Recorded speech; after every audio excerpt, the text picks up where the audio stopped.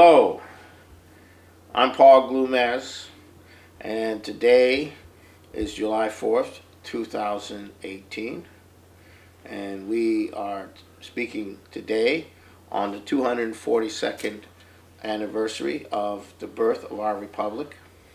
And I've been active for a portion of that time with Lyndon LaRouche. I would say 1/6 of that time with Lyndon LaRouche. Let me see, that's 40 years. Well, yeah, that's about right. And and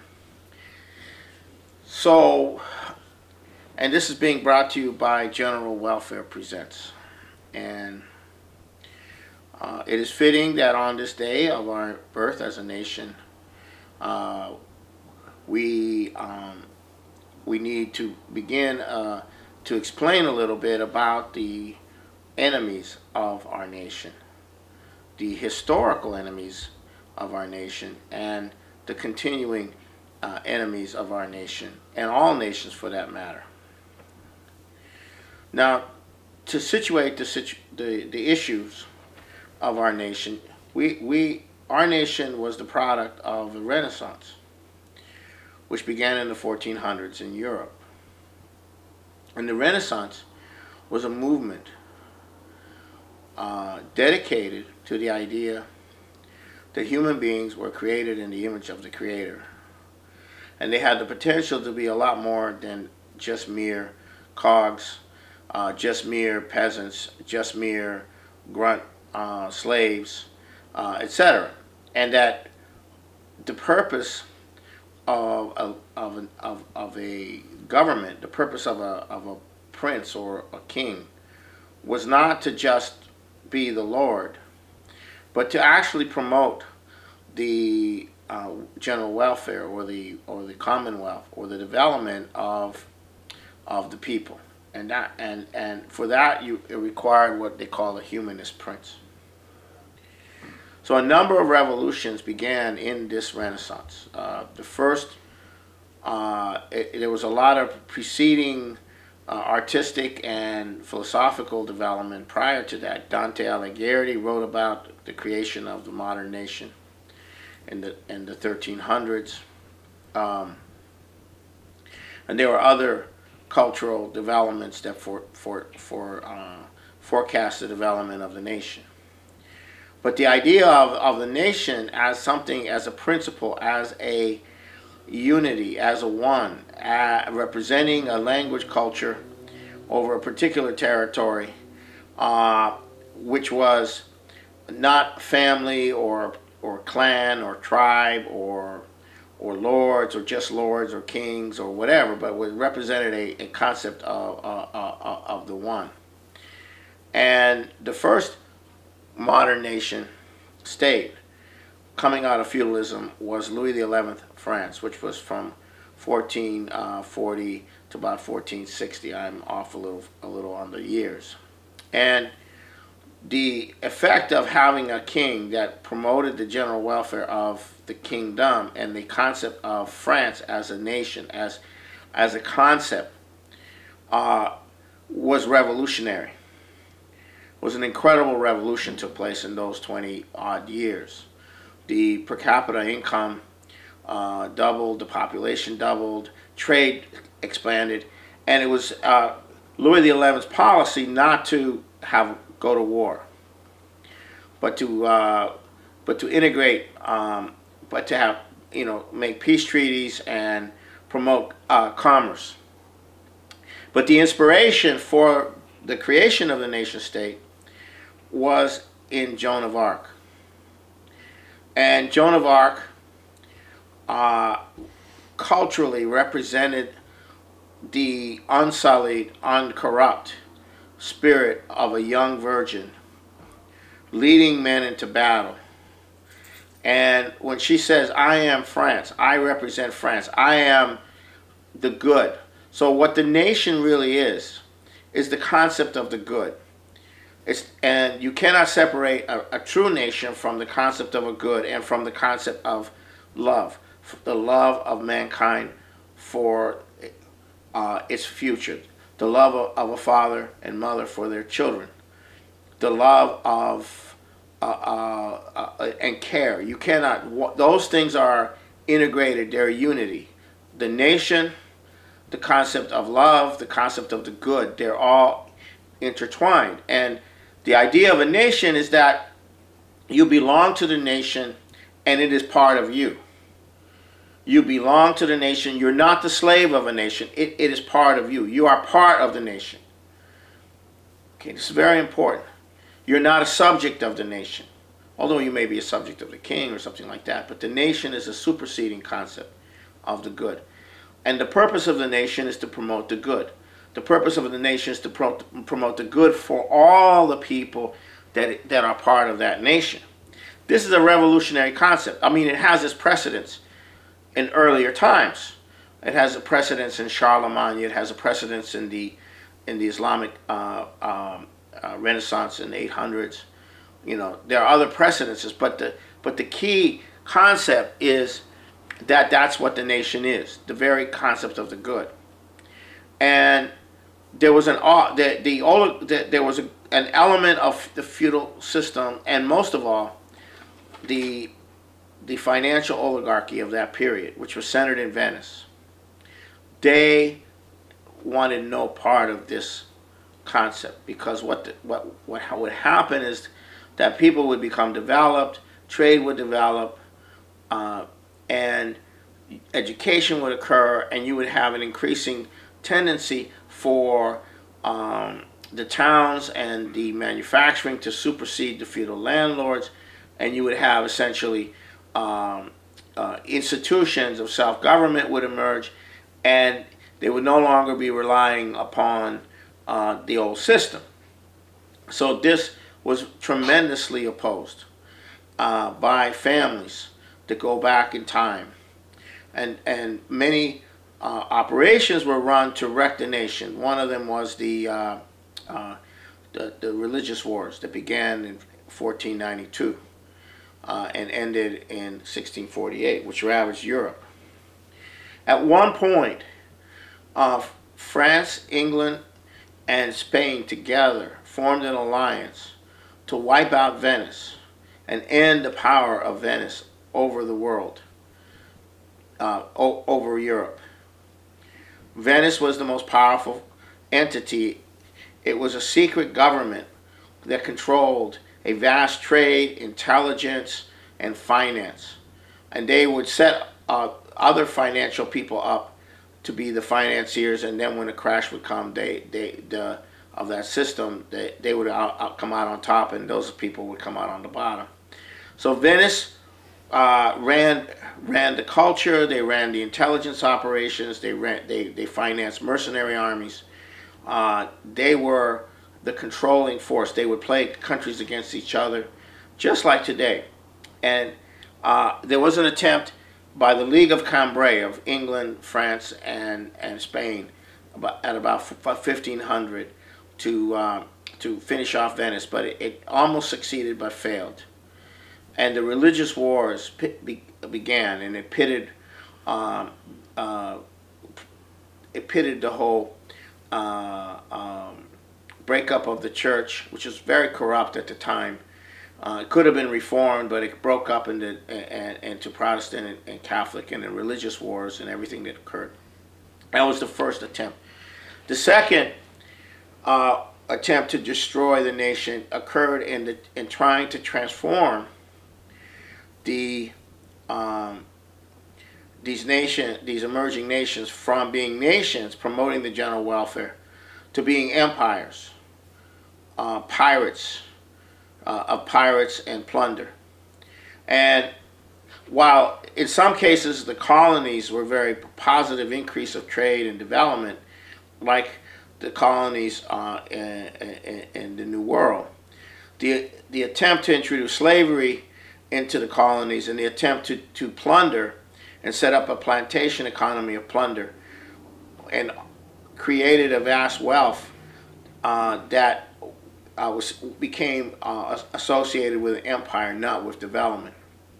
And the American colonies were in the middle of that question of whether Great Britain would become, whether England at that time would become an empire and would ravage the world, like all empires, and would they also ravage their colonies in the New World, or would the colonies rebel against that system that emerged?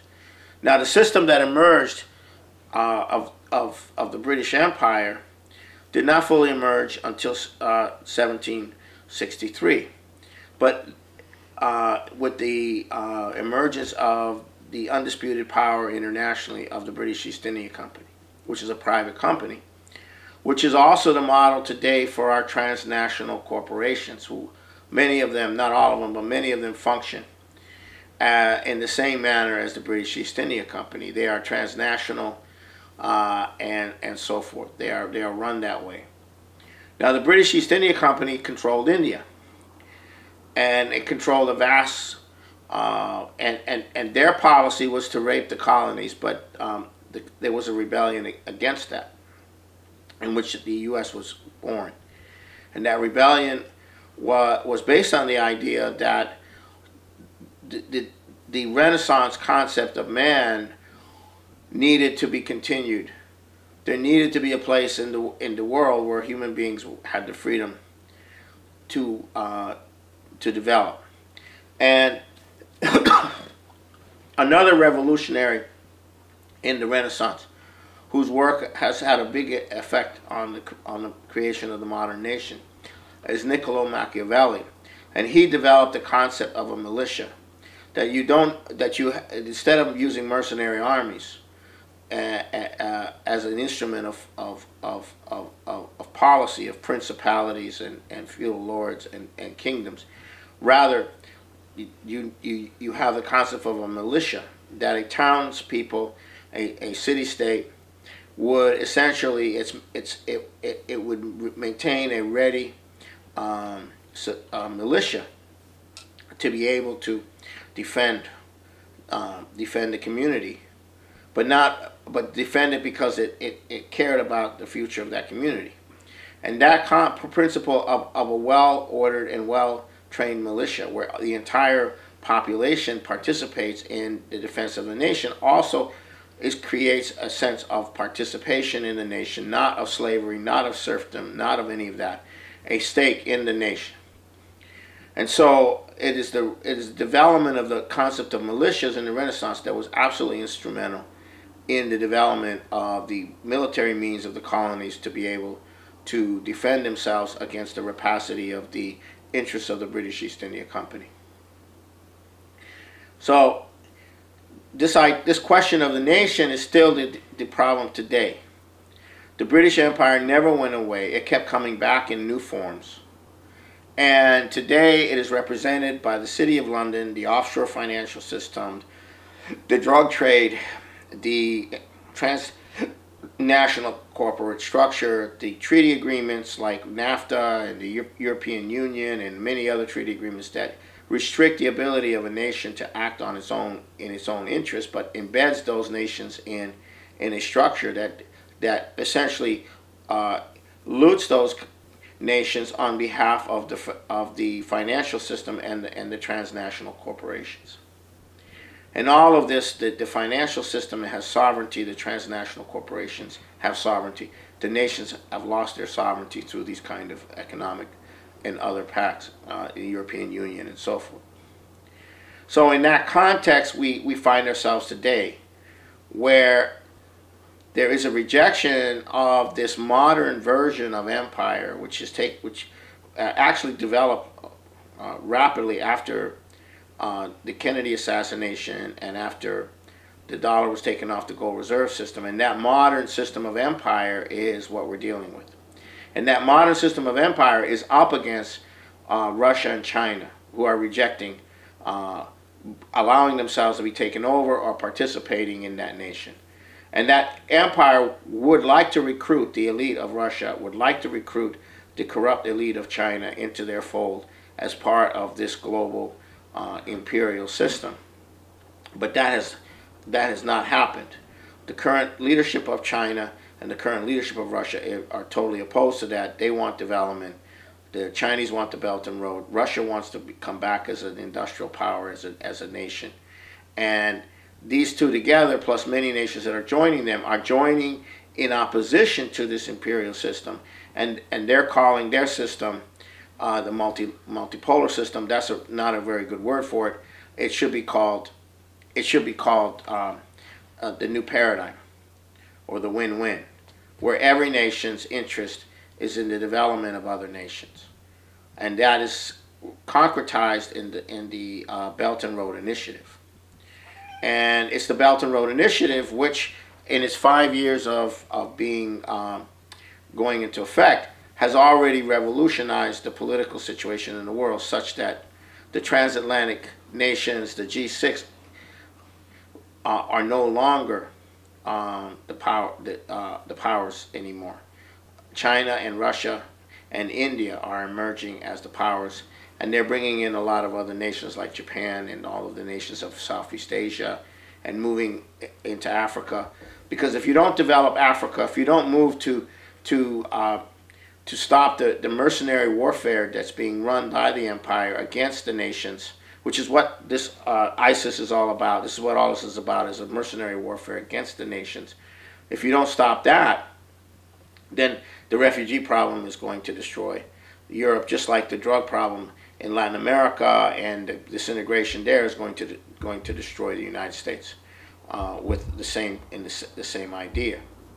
So now we have a situation where this war is going on, and who are the people? Who is the oligarchy that represents this anti-nation state perspective? And these are families that have historical roots. These are families that control what they call fondue, or perpetual trusts. And these perpetual trusts have administrators who intersect at the highest level, the financial, political, and so forth, community. And they look around and they pick out key people to promote, like George Soros, or Barack Obama, or someone like Tony Blair is a good example. And they use these operatives to promote their policies. And their policies are, and lackeys, and their policies have been to finish off the nation state, to destroy the nations. And for them, the nation is the enemy. The concept of the good is the enemy, because the concept of the good imposes a tyranny in which they cannot act at will, arbitrarily. They have to participate in the development of the nation. They need to be taxed to develop the nation. If they cannot act against the nation, therefore their freedom is curtailed. Their freedom to do whatever they want is curtailed. Their freedom to get to loot, to plunder, to become fabulously rich is being prevented by the nation, a strong nation. And they don't like being the good. They don't like the tyranny of the good. They want anything goes. You know, power rules, corruption rules. Every man has his price, as Walpole used to say back in the early 1700s. And that's the world that they want. And that's not the world that I want. It's not the world that a lot of people want.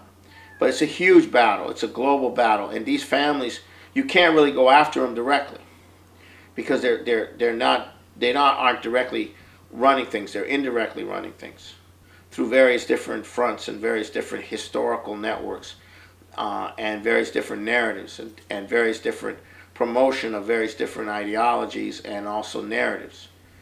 And at the core of it is this anti-nation conception that the nation is standing in the way, and the propaganda against the nation state has been so massive. You know, and one form of it is, you know, there's nothing good about government. Government's bad. Another form of it is the nation promotes wars. The existence of nations promote wars because of nationalism. None of that is the case.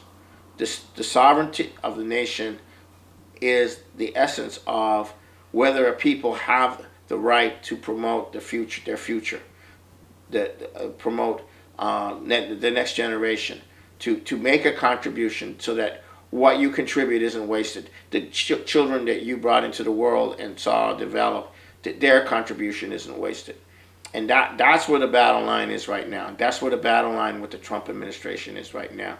Will Trump be able to restore a nation that is completely gone off the deep end, is completely derailed into all these NAFTA and all of this, that is completely subject to the international bankers, that is completely subject to a culture of degradation? Can a nation be restored? And that's what you're dealing with. And the oligarchy that you're dealing with, these families will go to nuclear war to stop that from happening.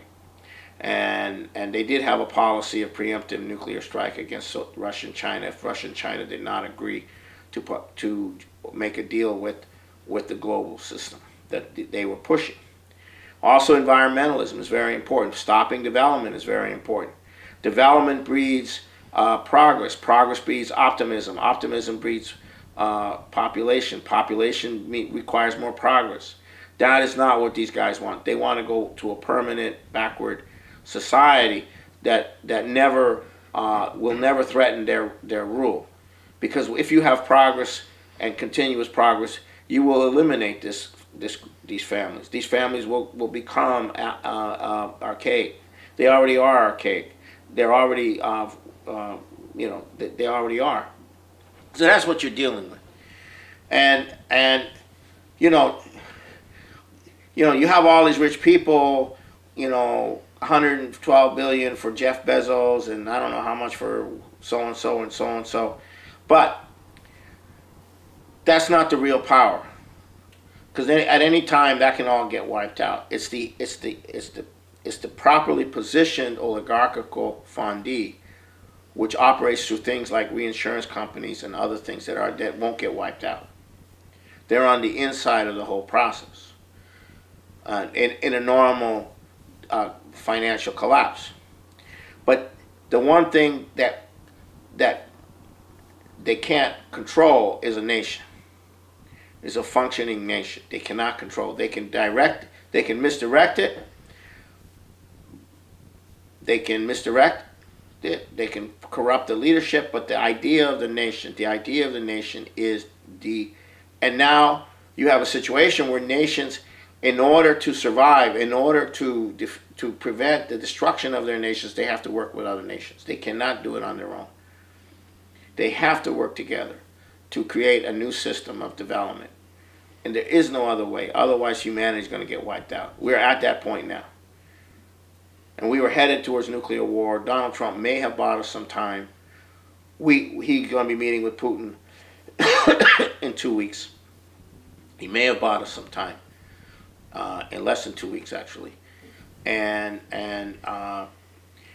if they start to talk about what's in the interest of Russia and the United States, and they start to put things together, only Russia and the United States working together with China, who would bring in the economics, can deal with things like the Middle East. Those things have been so screwed up, and they've created so many problems, the British especially, but not just the British, the French, and the financial. It created so many problems that they can never ever be resolved on the ground. Only the United States and Russia working together, and that's not going to be easy, can actually bring order to that area and bring peace to that area, with the Chinese coming in with economic development as well, and India also. So this oligarchy